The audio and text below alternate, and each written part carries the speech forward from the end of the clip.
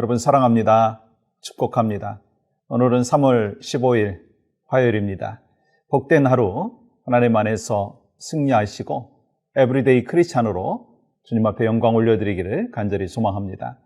먼저 찬송 하나님 앞에 올려드리겠는데 찬송가 365장 먼저 찬양하겠습니다.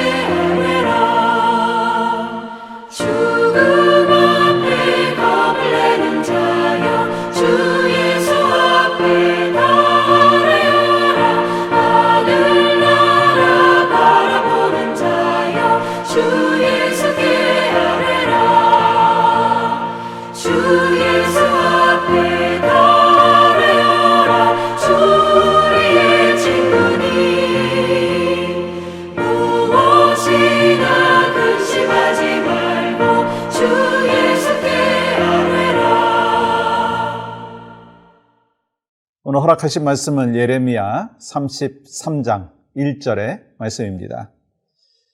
예레미야가 아직 시위대 뜰에 갇혀 있을 때 여호와의 말씀이 그에게 두 번째로 임하니라 이르시되 아멘. 어느 시대든지 하나님의 말씀이 선포되지 않을 때는요, 공통적인 특징이 있더라고요. 소망이 없다는 거예요. 영적인 문제뿐만 아니라 정치적인, 또 경제적인, 또 사회적인 모든 분야에서 소망이 없다라고 하는 거예요. 오늘 본문도 사실 그렇습니다. 오늘 본문의 백그라운드는 BC 587년경 시드기야 왕 때에 있었던 일입니다. 그 당시에 남유다는 우상 숭배와 불신앙, 음란과 죄에 빠져 있었습니다. 그래서 하나님께서는 이 바벨론을 통해서 심판을 하실 계획을 갖고 계셨죠. 이 사실을 미리 알고 있었던 예레미야 선지자는 시드기야 왕과 백성들에게 속히 회개하고 하나님께로 돌아오라라고 선포했습니다. 근데 그 이야기를 듣기 싫어했던 시드기야 왕과 또 이 백성들은 예레미야를 반역자로 내세우는 것을 볼 수가 있습니다. 감옥에 가뒀죠. 여러분 오늘 본문 1절의 말씀이 바로 그 내용이죠. 예레미야가 아직 시위대 뜰에 갇혀 있을 때에 여호와의 말씀이 그에게 두 번째로 임하니라 이르시되, 이 예레미야가 시위대 뜰에 갇혀 있다는 거예요. 여러분 선지자가 갇혀 있다라고 하는 것은 어떤 의미가 있습니까? 이 하나님께서 말씀하시는 그 말씀의 입을 막았다라고 하는 것입니다. 이 하나님의 말씀을 거부하고 하나님의 뜻에 거역하는 그 시대적인 상황을 말씀을 하고 있는 것입니다. 그러니까 예레미야 선지자가 아무것도 할 수 없을 때 하나님께서는요, 그를 찾아오셨습니다. 그런데 여러분 1절의 말씀을 보면서 저는 특별한 하나님의 인사이트, 하나님께서 주시는 인사이트가 있더라고요. 다시 한번 읽어보겠습니다. 예레미야가 아직 시위대 뜰에 갇혀 있을 때, 여러분 갇혀 있을 때 여호와의 말씀이 그에게 두 번째로 임하니라 이르시되, 그러니까 지금 제가 강조해서 말씀드리고 싶은 거는요, 이 예레미야가 감옥에 갇혔을 때 하나님의 말씀이 임하니라.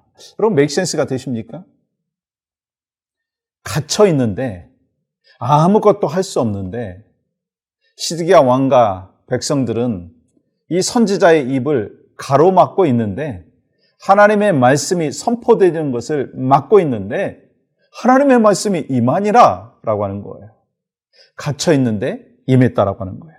저는 이 상황을 보면서 한 가지 여러분과 저에게 귀한 영적인 인사이트를 주고 계시다라고 생각을 합니다. 우리의 상황은 갇혀 있을 수 있어요. 질병의 문제, 삶의 고통과 어려움, 이 수많은 갇혀 있는 상황이 될 수도 있습니다. 그런데 그때가 하나님의 말씀이 임하는 때, 하나님께서 역사하여 주시는 그때다라고 하는 것을 우리가 말씀을 통해서 확인할 수가 있다라고 하는 것입니다. 많은 사람들은 최악의 상황 속에서 포기하고 넘어지는, 그리고 좌절하고 소망 없이 살아가는 삶의 모습이 있습니다. 그런데 오늘 말씀해 보니까 갇혀 있을 때 이만이라. 그러니까 우리는 어떤 상황 속에서도 갇혀 있는 상황이라 한다 할지라도, 아무것도 할 수 없는 것이다 라고 하는 상황이 된다 한다 할지라도, 하나님의 말씀은 임하니라. 하나님은 역사하시느니라. 하나님은 우리의 삶에 찾아오셔서, 환경 속에 찾아오셔서 일하시고 계시고, 우리는 하나님을 경험할 수가 있다라고 하는 것을 말씀하는 것입니다. 그래서 저는 중요한 것이 하나님의 말씀이 임하면 소망이 있다는 거예요. 여러분, 영국의 마틴 로이드 존스 목사님께서 막 불같이 말씀을 선포할 때는요, 그 땅에, 영국 땅에, 아니 온 세상에 정말 소망이 있는 그러한 은혜와 역사들이 있었습니다. 근데 지금은 어떤가? 정말 불같이 하나님의 말씀을 선포하고 정말 열정적으로 주님을 믿는 그 크리스찬들이 얼마나 있는가? 사실 저부터 그렇고 여러분도 그렇지 않느냐는 거예요. 근데 우리에게 소망을 주셨어요. 바로 저에게, 또 여러분에게 하나님의 말씀을 사모하고 갇혀있는 그 상황 속에서도 주님께서 우리에게 기회를 주셨다는 거예요. 어떤 기회일까요? 갇혀있는 상황 속에서 우리가 어떻게 해야 될까요? 낙심되고 좌절되는 상황 속에서 우리가 어떻게 해야 될까요? 주님은 우리에게 말씀하십니다. 여러분 3절 말씀 보세요. 너는 내게 부르짖으라. 너는 내게 부르짖으라. 내가 내게 응답하겠고 내가 알지 못하는 크고 은밀한 일을 내게 보이리라. 예레미야 선지자는요, 갇혀있는 그 상황 속에서 하나님의 말씀이 임하는 그 역사를 경험하는 그 과정 가운데 부르짖었다라고 하는 거예요. 부르짖으라고 주님이 말씀하셔서 부르짖었다라고 하는 거예요. 그 놀라우신 하나님의 인도하심을 예레미야 선지자가 경험하고 또 여러분과 제가 이 땅 가운데 경험하는 귀한 은혜가 있기를 간절히 소망합니다. 여러분 시편 86편 7절 보십시오. 시편에서도 의급할 때 부르짖는다라고 하는 표현을 잘 사용했는데 여기 이렇게 기록하죠. 나의 환난 날에 내가 주께 부르짖으리니 주께서 내게 응답하시리라. 여러분, 여러분의 삶에 갇혀있는 상황이 있으십니까? 여러분의 삶에 그 난관이 있으십니까? 여러분 삶 속에서 주님께서 우리에게 말씀이 임하면 소망이 있다는 것을 분명히 가르쳐 주셨습니다. 어려운 사망에 그 음침한 골짜기를 다닐지라도 주께서 나와 함께 하시고, 그렇기 때문에 우리는 두려움이 아니라, 염려가 아니라 소망을 갖고 살아갈 수가 있습니다.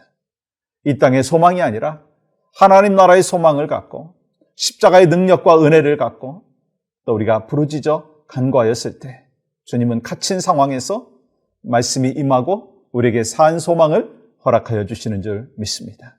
오늘도 여러분과 저의 삶 가운데 소망 되신 예수 그리스도 안에서 승리하시는 복된 하루의 여정이 되시기를 주님의 이름으로 간절히 축복합니다. 오늘 말씀을 기억하면서 함께 합심하여 기도할 것은요, 교회와 성도들을 위해서 기도합니다. 우리 교회의 예배 가운데 성령의 기름 부어주심의 역사가 있게 하시고 깊고 뜨겁게 강한 임재를 경험해서 구원의 감격과 막혔던 담이 허물어지는 경험을 하게 하여 주시옵소서. 특별히 여러분 환우들을 위해서 많이 기도해 주셨으면 좋겠어요. 참 환우들이 얼마나 힘들고 어려운 삶의 여정 가운데 있습니까? 하나님 환우들을 지켜주시고 또 그 가족들에게 어려움을 이겨낼 수 있는 힘과 용기를 주시고 치유의 은혜를 베풀어 주시옵소서. 그것이 바로 여러분과 저의 기도의 제목이 되기를 간절히 소망합니다. 함께 기도합니다. 하나님, 하나님의 은혜 가운데 지금까지 살아왔습니다. 어려운 팬데믹의 상황 속에서도 굳건하게 믿음을 지키고 순례자의 길을 걸어갈 수 있도록 은혜를 베풀어 주신 것 감사합니다. 하나님, 이제 예배가 회복되어지고 교제가 회복되어지고 영성이 회복되어지는 귀한 은혜가 있기를 원합니다. 또한 기도하며 간구하건대 우리 환우들을 오늘 또 찾아가 주셔서 놀라우신 하나님의 은혜와 평강을 허락하여 주시고 어려운 가운데 갇혀 있을 때 산 소망 되신 예수 그리스도 안에서 참된 소망을 갖고 주 안에서 잘 이겨나가고 또 하나님께서 계획하신 그때에 계획하신 그 상황 속에서 온전한 회복의 역사들이 지속적으로 나타날 수 있도록 인도하여 주시옵소서. 모든 영광 하나님 앞에 올려드립니다. 예수님의 이름으로 기도하옵나이다. 아멘.